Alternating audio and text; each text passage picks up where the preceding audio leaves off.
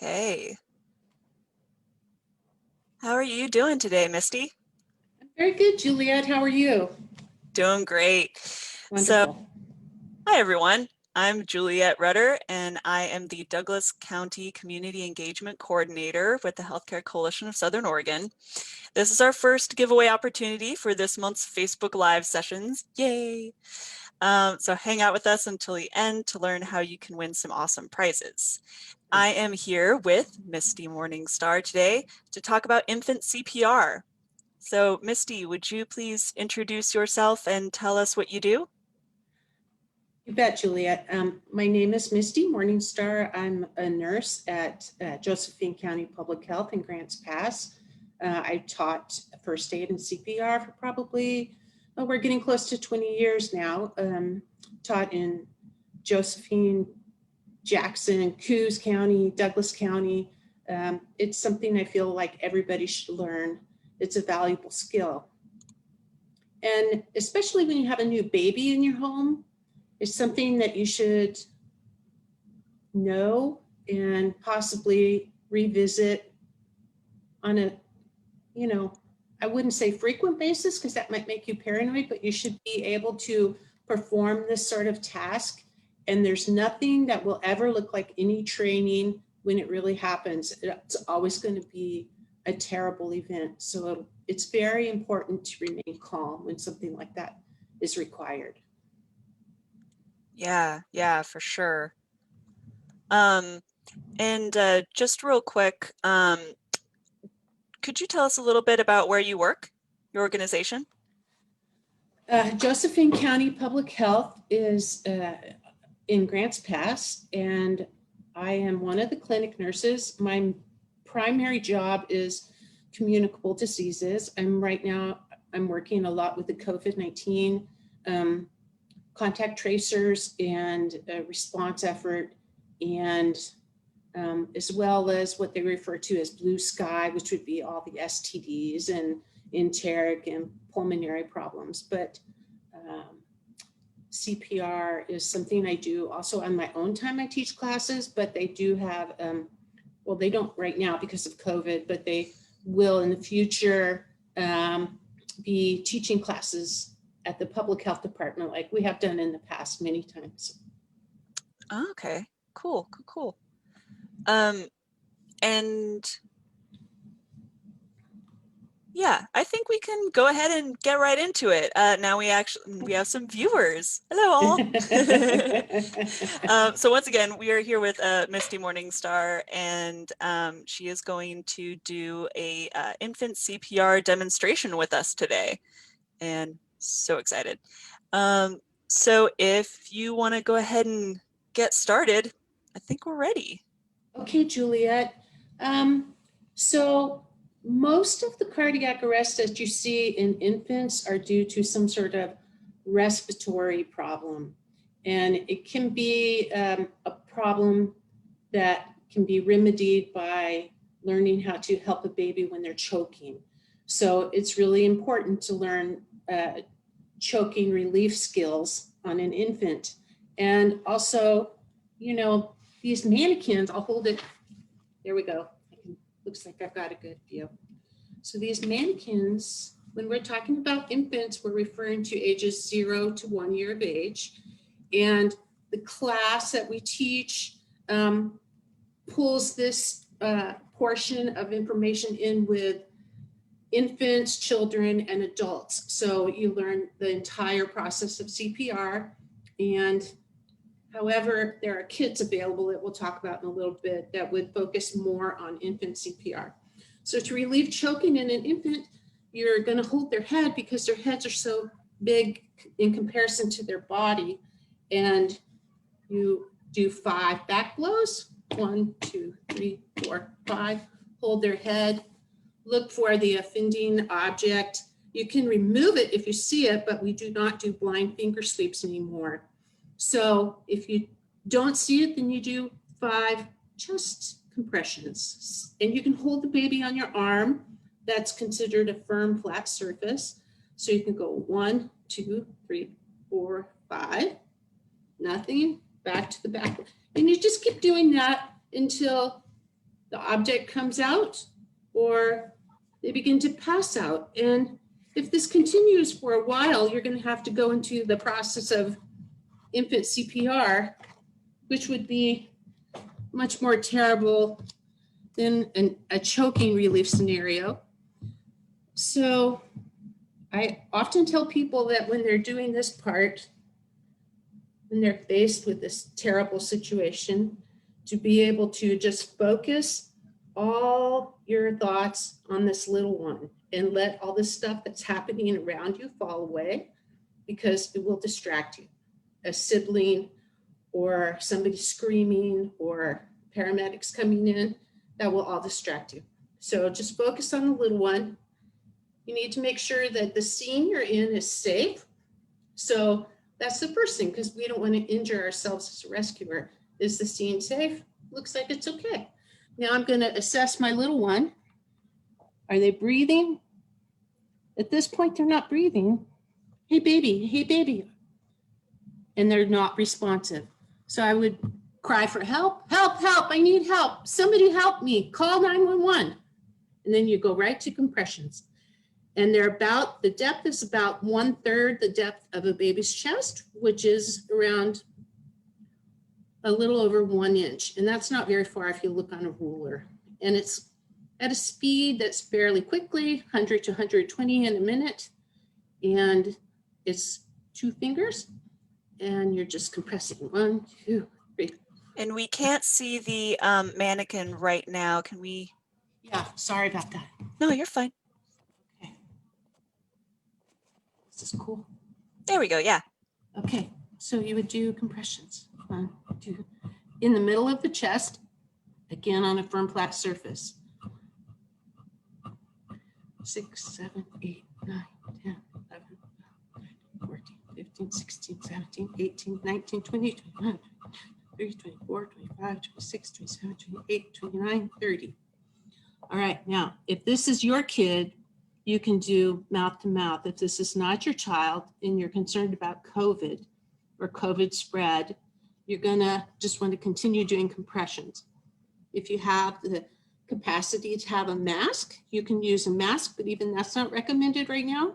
It's more so recommended that you continue with compressions. A lot of the area in Douglas and Josephine County, Jackson and Coos County is very rural. So we're blessed in Josephine County to have a service called Pulse Point. They have an initiated Pulse Point in Douglas County, but when you begin a call to 911, it simultaneously sends out a ping on people's phones that have this app on their phone.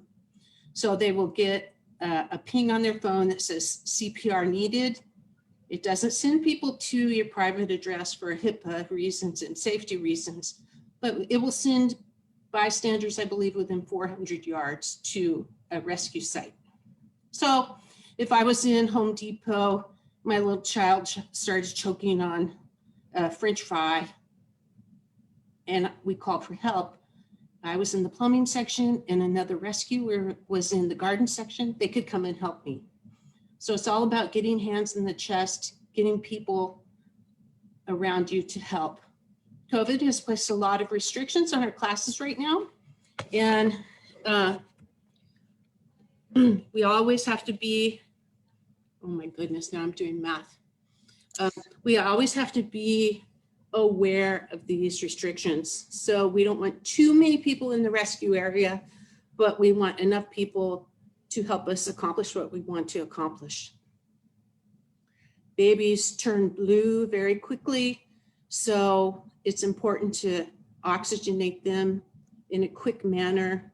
We call it an ambu bag, but I don't know that mom and dad are going to have an ambu bag in their possession. I doubt it. So there's a couple ways you can do the chest compressions with 2 fingers. I think now the new protocol is recommending thumbs around the chest and in that fashion. I'll let you know that Every 5 years, there's a revision of the CPR protocol by American Heart Association, and it tends to go, 2015 was the last revision, 2020 is a current revision. They haven't rolled those instructions out to the people teaching the classes. We haven't gotten new materials, so we're still operating on sort of this hybrid method to what do we do about COVID? How do we help a choking baby? But mostly right now, we need to learn how to recognize what a healthy baby looks like, what a sick baby looks like. And don't hesitate on calling for help when you need help. Don't worry about getting to the hospital where it could be more dangerous because of COVID. When you need help for your baby its heart is not beating or it's not breathing, you must have help. And don't hesitate to call 911, okay? That is awesome advice. We have a question in the comments. So what are some of the most common items that babies choke on? Babies will choke on small objects that are about the size of their throat. And it can be anything, commonly like a hot dog. And some parents are so good about cutting those hot dogs in half and then cutting them up again. But if a kid can't chew a hot dog, it's going to get stuck in there. Even things like Legos go down their windpipe. I had a girl one time told me that she was comfortable giving her baby lifesavers because they had a hole in the middle. And even if they choked on it, they would be able to breathe through the hole. And I said, do me a favor, don't give your baby lifesavers, okay? Because you can choke on a lifesaver. French fries are common, grapes, even grapes cut in half.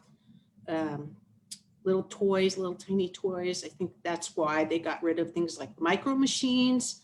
And although there's still those painful little 2-block Legos that you step on in the middle of the night, this kind of things. Kids just seem to find that stuff. And of course, it always goes right in their mouth. For sure. Yeah, we had another person in the comments, hi Mariah, say grapes. Yeah, grapes. So that seems to be a big one. Well, thank you for that. And it seems like we have a couple more people on. Could you do the demonstration for us one more time, just for the people who have just joined? So if I came upon a baby and the baby didn't look right, the baby maybe was super floppy and not responsive, I would say, hey baby, are you okay? And it appears like the baby may be choking. So I would hold the baby in such a way where I could do 5 back blows with this portion of my hand. Right here, with the head down. 1, 2, 3, 4, 5. Hold that big floppy head, turn them over and do 5 chest compressions. 1, 2, 3, 4, 5. Look and see if you see that gum wrapper or the Lego or the grape, nothing there. So still no response. So I'd go back to, I think I did 5. And 1, 2, 3, 4, 5. Still nothing yet. Okay, so now it's been a while and the baby is turning a bad color. So I'm going to try and find inside me a part that's calm, collected, and focused on this child that needs help. Baby, I would say the environment is safe for me to enter, and I assess the child. No heartbeat, no breathing, and call for help. Help, I need help. Now, in 2015, the American Heart Association recognized the fact that cell phones are ubiquitous, they're everywhere. So they have indicated that you can call 911, the speakerphone right next to you, and the dispatcher, who, by the way, in Douglas County is phenomenal. will give you instructions through the phone. That's nice. Yeah, they're excellent there. And you would begin by 30 compressions to 2 breaths. Only now our breaths are modified, so maybe we're just going to think about doing compressions. So it would be thumbs around the chest, around an inch and a half, down at a rate of 100 to 120 in a minute. 1, 2, 3, 4, 6, 7, 8, 9, 10, 11, 12, 13, 14, 15, 16, 17, 18, 19, 20, 22, 23, 24, 25, 26, 27, 28, 29, 30. And if this was my child, I would feel comfortable giving mouth to mouth. So I would do 1 breath, 2 breaths, go back to compressions. In CPR, there's a standard of 10-second breaks that you can take. So if you have to move your rescuee down a flight of stairs or to another person to take over the care, you shouldn't pause more than 10 seconds. It should stay there. And when you're talking to the dispatcher and things are just going crazy because this is happening in your home, you can always ask for law enforcement, which will come and sort of control the scene for you because you have to focus on this little one. And there are extended rescue times in some of the more rural areas in Douglas, Joseph, and Jackson, Coos County. So you have to think about that. Also, when the rescuers get there, they can make a decision on life flighting the kid to the hospital. And once when we did that, the small town of Glendale, it was miraculous how fast the rescuers got there by helicopter. So these are all things you can just think about. When you're thinking about a new baby, you may want to register for a class. There are still classes, although they've been modified because of COVID, but you can still take a class and get certified in this. It's a wonderful thing to know. Yeah, that's awesome. And I did want to ask, so you mentioned for the chest compressions, it's a bit less than an inch down that you want to go. In terms of back blows, like I'm wondering, what are the guidelines around that? Like how does one administer, I mean, other than like, of course, holding the baby securely head like in palm, but like, what else? So the guidelines say for 1/3 the depth of the chest, so that it would be difficult for me to say less than an inch or 1.5 inches. It's going to fluctuate on how far you compress to 1/3 the depth of the chest. When you do a back blow, you take this portion of your hand and you apply it. Got to make sure you hold their head, and you need to have the head in a downward position and just hit their back between the shoulder blades pretty hard 5 times. And then hold their head and turn them over and do those chest compressions. I have seen moms, you never really know if you don't think about this before, but I've seen moms, this kind of scenario, or on the bottom, their kid is screaming, which is a good sign. If they're screaming, that's actually a good sign. But it's not a good sign for a baby to get whacked so hard and uncontrollably. It's better to learn the skill in a controlled environment. Yeah, that that seems like it would be really bad for like the neck and all sorts of things. So yeah, you're right. Yeah. Wow. Yeah, it's really intense. So I do want to ask, like, how does one get into a class? And Rachel is asking if there are online classes right now. So I'm glad you asked that, because there's a really neat way to take one of these classes. You can go right to, you can Google this, American Heart Association Infant CPR. It'll take you to a page, and this is what it's called, Infant CPR Anytime Training Kit. It'll come to you through UPS probably, and the cost is $38.50. And there's a mannequin that you blow up, the size of a baby, probably a link to the training materials. They used to send a DVD, but nobody uses DVDs anymore. And then with that one kit, you can have the kids in your family learn the skill. You can have grandparents learn the skill. Babysitters can be certified. If you actually desire a card in your wallet, then there's also a process that you can go through to where you would contact somebody like me in your area that would you would meet up with and demonstrate that you know what to do if this emergency came up. So you would demonstrate your skills. And then they would do what we have to do to have you get a card through email. And then it could be, you know, something you might use for a job application or what have you. But I would really encourage people who are expecting a child or who will be around a young one to invest a little bit of money in this kit. It's worth the money. Yeah,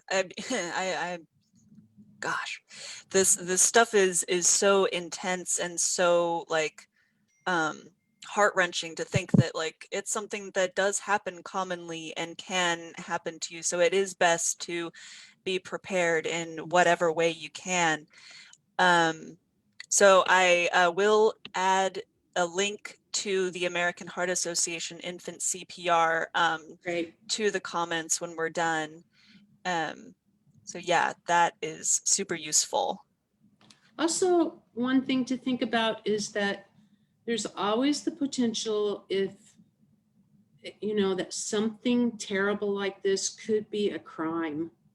And so you want to guard yourself against being a part of something that's a crime, as far as neglect or abuse, you know, if that's why this baby is choking or not breathing. And so really get that cell phone out of your pocket and get 911 coming, have your significant other come with you and stand by. It's just good to stay safe.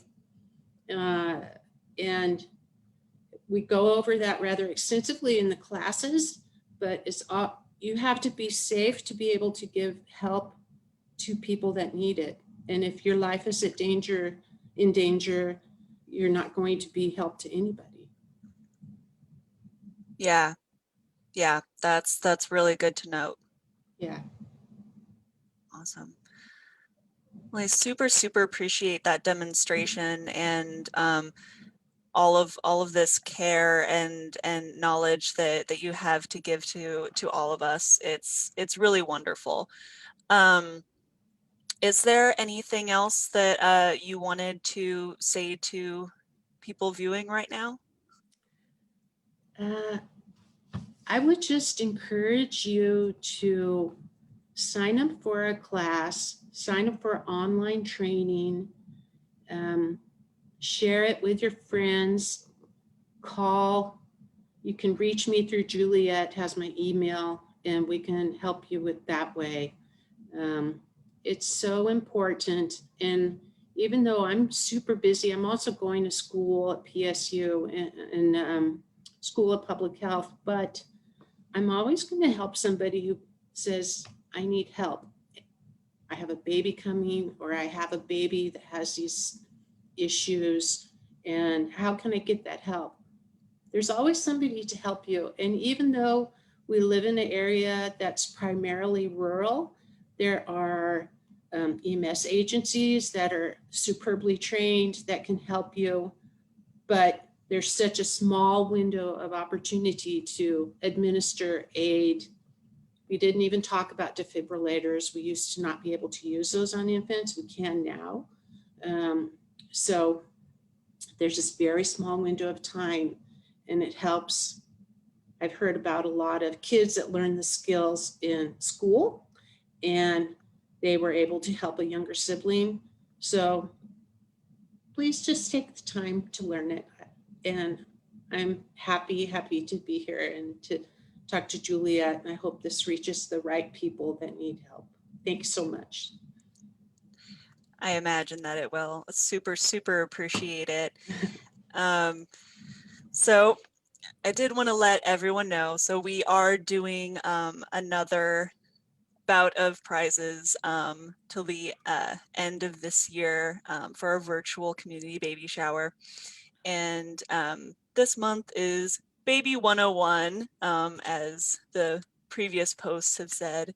And honestly, CPR is Baby 101. So super appreciate Misty being here and talking about this with all of you. And in order to get some awesome prizes, I would like for you to comment something that you learned from this, and and if you are able and inclined to,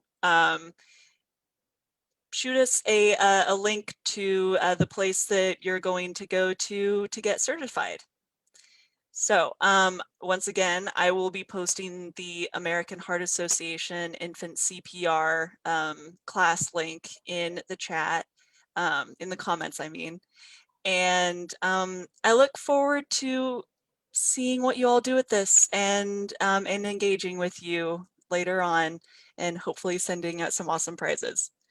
So thank you again, and we are signing off.